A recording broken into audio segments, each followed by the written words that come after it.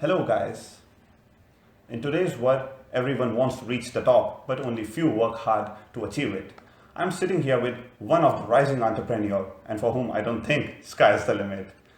His 2-year-old company is also listed in 20 hottest startup of 2015. So, on behalf of my team, I want you to introduce you to Karl, the founder of Pricelizer. Hello, Karl. Hi, Nice meeting you. On behalf of the whole KTS team, we want to congratulate you for your great success. Thank you. So, starting with, now we will want to hear about this gentleman in his own word.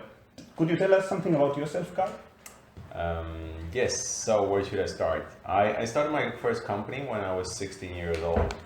And at that point it was quite difficult because you have to be 18 to run a company.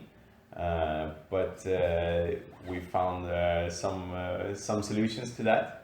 And from that point I've just been investigating myself, finding out that I'm really an entrepreneur by heart. I live for building stuff, and entrepreneurship is a way for me to reach happiness, I think.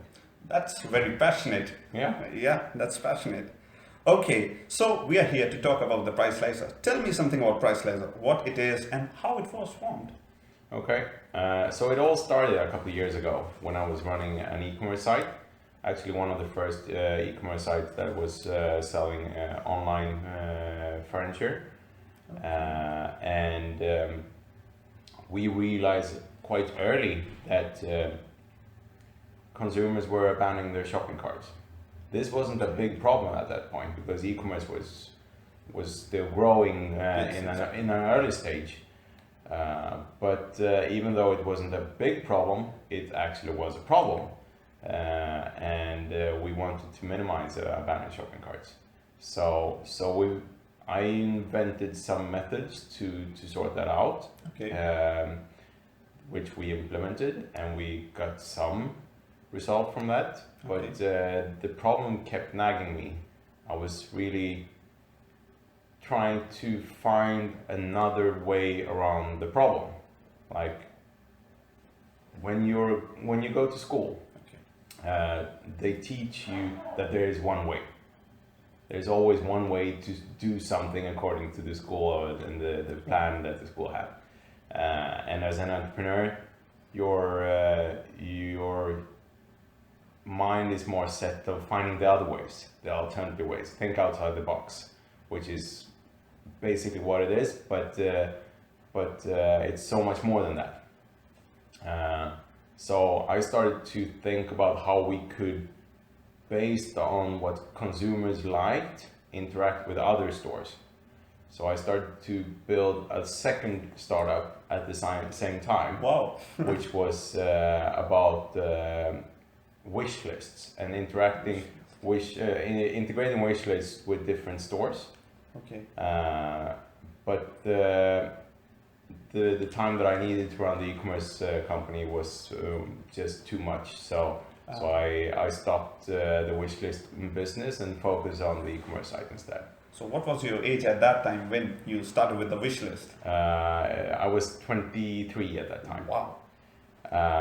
So what we did is that in 2013 I got a great gift from my wife. And that was that I was allowed to start working for real again, according to me. Okay. Because in 2010 we got our daughter, and she asked me to maybe not work 16 hours a day, 7 days a week. And most people can understand that. Exactly. Even I can understand it. And for sure I wanted to be there as a father as well. That sounds very encouraging. Actually, when a person starts, it needs passion. You had passion, but then you had responsibilities. Yeah, but also one really important thing that many people that haven't run their own business is to understand that a business is not a business when you run it on your own. A business is a baby.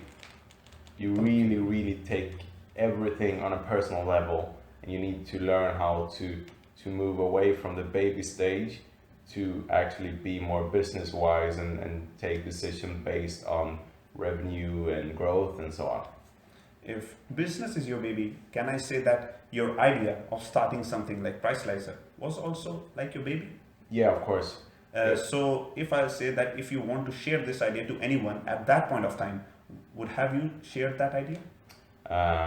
The thing is that at that point in time, when I started Pricelizer, my wife said it's okay that you start your entrepreneurship spirit again and release that. And I've been putting it on hold for 3 years. Okay. So the feeling that I got was like a sport car at the red light, burning tires, like really, really pushing for it. Okay, I got all these ideas. I built this during this time where I tried to not work too much. Okay. I built up all these mind maps about ideas that popped up in my head that I tried to just take notes of and then just let it be for a minute. Okay. So in December 2013, I decided something which most people don't decide to do. I decided to run one startup each month for a year. So one new company every month. Wow. And that was really an interesting thing. So the concept behind it was that I'm only allowed to put 1 month time into each company. After 1 month, the company must run on its own. Or if it doesn't, then? If it doesn't, then it's a failure. Perfect. Okay? So what I did was that I started a company, I let it go after 1 month and went on to the next idea because I had a bunch of ideas that was really interesting that I wanted to test.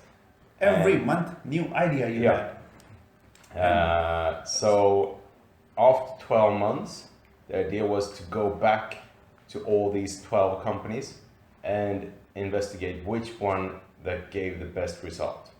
Okay, so according to you, do you think of all the ideas since your age of 16, do you think Pricelizer is the best one? Or do you think some other was the best, but... I'm quite sure Pricelizer is the best one. Because I will get to that, but there's so many different things into Pricelizer which is quite amazing. If I talk about before age of 16, can you tell me what motivated you to be an entrepreneur? I mean to say, was it something from inside or you thought you learned it from somewhere? I think that the beginning of my entrepreneurship is related to me being dyslexic and by finding out that some things are harder and some things are not as hard, and by following your passion you will be able to do so much more with what you got. Okay. So I think that entrepreneurship is maybe entrepreneurship is not entrepreneurship. Maybe entrepreneurship is passion. Okay, so you took entrepreneurship as something else. Yeah. You took it as passion. Okay. No, everyone has their way to define something. Yeah. So you have your own. Yeah. So that's because perfect. for me, work is not work. Work is what everybody else think as a hobby. Wow. No, that sounds very determined towards your Yeah. work. So my next question is, as an entrepreneur, how difficult was it to shape your idea? What is the biggest challenge that you have experienced in your entrepreneurial career? The most challenging part, I'm sure, is to close down a business. Oh, yeah. It's really, really difficult because, as I told you, a business for an entrepreneur and for a startup and so on, it's your baby. And to have to make the decision to close down that business is a really, really tough one.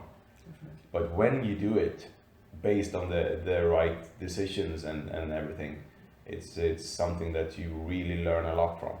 Because when you close down the business, you will analyze everything so much more in a different perspective. Definitely. And life is about evolving and learning. Okay, and if we talk about like the biggest challenge in Pricelizer, what would it be? The biggest challenge in Pricelizer is the same challenge that I had with with one of my past ventures, where building something new that other companies have not done is really, really difficult. But it's not difficult because of inventing like a new thing. What's difficult is to make other people understand what you're doing.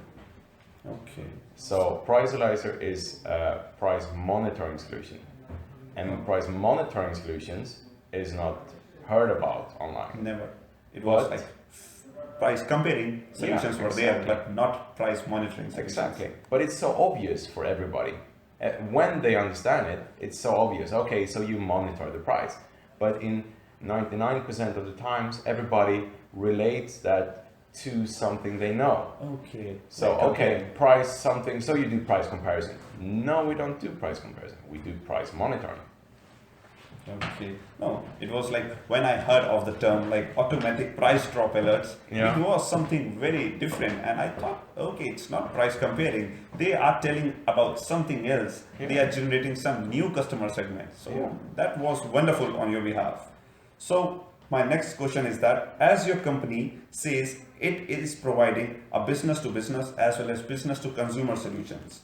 Can you tell us about consumer solutions and business solutions separately? Yes, of course. But again, let me just tell you a little bit about the background. Definitely. So what we did first was to invent the price monitoring engine. So we spent a lot of time building the engine, the back end, to make sure that the different front end segments that we were to produce would work perfectly. Okay. And of course, there are price comparison sites, as everybody knows, but those sites, they work with price feed and the XML data which they get shipped from the different e-commerce stores. Okay. What we did was to build an engine that don't need the in data, that actually goes out and gather the data on its own. Okay. So we built an engine that, based on what your interests are, goes to that store, check the price without misplacing data and so on, Okay. and then alert you, of course, when the price goes down. So that is the basics behind it.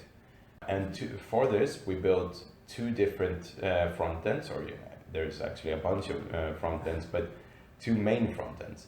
The first one is a consumer front end, Okay. and the consumer front end is a browser extension, so that whenever you find something online, you just click on the Pricelizer button, and we then identify all the data that we need, like product name, product price, price details like currency and so on, Okay. and set that up in your monitoring profile.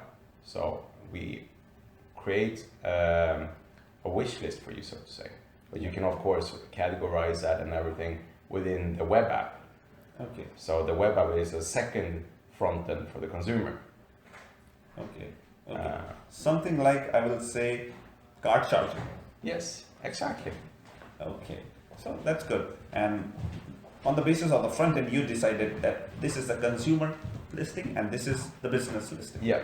Okay. So the business listing is a different tool, Okay. which we named Pricelizer. Okay. This is, I have heard, as a beta version. Yeah, actually the Pricelizer solution is a public version, Okay. but the consumer solution we put a beta stamp on because it's something that we will work continuously on. Just like when Gmail was launched, they had the beta stamp for a couple of years, Yes. even though everything worked perfectly, because they wanted to be able to change things in their own speed. Okay. So, So the Pricelizer solution is an integration to the e-commerce site. Okay. So if you run an e-commerce site, you can integrate the Pricelizer solution into your platform with just a simple installation and a plugin. something like Pricelizer engine. Yeah, the engine is actually on our server side, Okay. so it's a Platform, SaaS something like that. Okay. solution as a service, and what you do is that you integrate the plugin, and we then enable you to scan through all your existing carts and also to monitor the consumer behavior on your website. Okay. And whenever someone is about to leave a cart or when they actually leave a cart, we will alert the consumer saying, okay, we see that you found some products of interest, but you decided not to buy them. Would you like us to let you know when the price goes down on these items? Wow, so it's like if someone is leaving the shop because the price is high, you will hold them. Yes. You will hold them so that they can come afterwards and see, okay, the price is low, now I can buy that. Yes. So it's like from the perspective of a shopkeeper, you are holding the customers. Yes, exactly. But we're not holding the customers based on the store's terms. Yeah. We're holding the customer based on the customer's terms. So that's why they are much more attracted towards this solution. Exactly. That's perfect. Because according to research, today's about 70% of all carts is abandoned prior to checkout. Okay. And from those 70%, there's 40% that abandon their shopping carts only because of pricing. Okay. So it's a large segment that we will enable the e-commerce site to attract back. When did you start with the Pricelizer?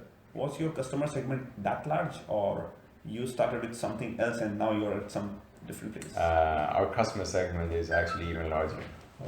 And we're actually working on one of the products which will be launched soon, which is a mobile app that enables consumers to shop in a way smarter ways than can be found online today. Perfect. So if I say, how well do you know about your customers and how do you analyze the customer needs, and do they change with time, and are you adapting with that? So what would you say?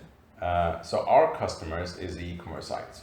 Okay. Of course, the e-commerce sites do change, but they change with the understanding that we provide to them. So we actually try to educate our customers. We try to educate everyone about what actual human being are interested in, because how e-commerce sites are built up today, they're built up about some different type of logics. It's not the normal logics. Like, okay, for example, you check you decide not to buy this shopping cart for some reason. According to research, 40% abandon the shopping carts because of the price. Okay, we know that. But there's also a bunch of people that abandon the shopping carts because they have to go out with a dog or anything else. Okay. So only to have the price monitoring solution maybe is not the entire solution to the problem. Okay. So we built in some other solutions to this as well, without interfering with your customer relationship and to increase your customer lifetime value and so on. Perfect. I mean to say, you are very specific to every answer. I can see that. So okay, we have heard that your next step is towards expansion of Pricelizer on an international scale. Can you tell us how will you try to take this Swedish startup to international market? We see our market as internet. That is our market. Okay. But to begin with, we have decided to focus on the market where the websites are in English. Okay. So we start with of course Sweden as a base market, because that's where we're placed. But as we grow, we focus on the English-speaking websites and customers, because it's an easy way to expand. It's globalizing. Yeah, it's globalizing. We would love it in Asia also. Yeah, I'm sure. Definitely. So tell me that what is the best thing about entrepreneurship and your advice to rising entrepreneurs? The best thing is that you get to challenge yourself. Okay. I think that most people have not really challenged themselves. They get into different situations, like, okay, I'm looking for a job, and then you send out your resume to different companies. You try to select the job that you're interested in, and then you're placed into this situation where they say you should do this and that. Okay. That's not really challenging yourself. So as an entrepreneur, you get to learn about what powers you have, what you can achieve, but also you get to learn what things you maybe should not do.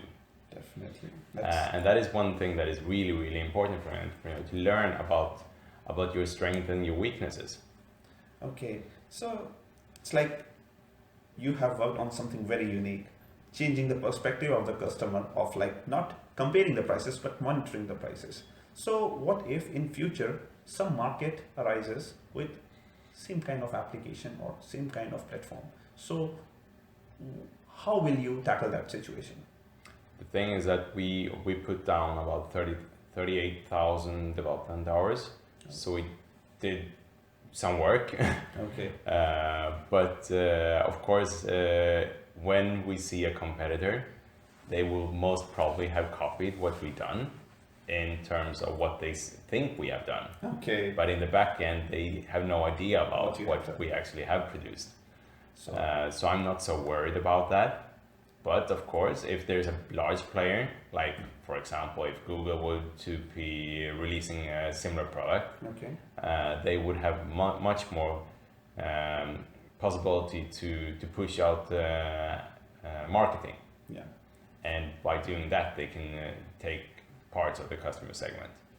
But again, we are much faster, we are much more innovative in our solutions than any large scale company ever can be. So I think that is the solution to the problem. We need to stay creative and learn from the consumer behaviors and the consumer expectations and so on. So you are trying to deal with the needs of the people in a very creative manner each and every single day. Yeah. So that's perfect.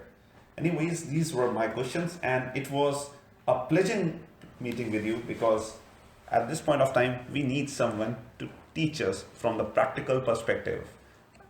We can ask someone from anyone, like who can tell us about what is going on, but someone as new as you are, like 2013, and you are here 2 years, not even 2 years, and then also you have reached such a good height and you are just pushing yourself day and day, and then you are creating yourself. So we need some examples like this.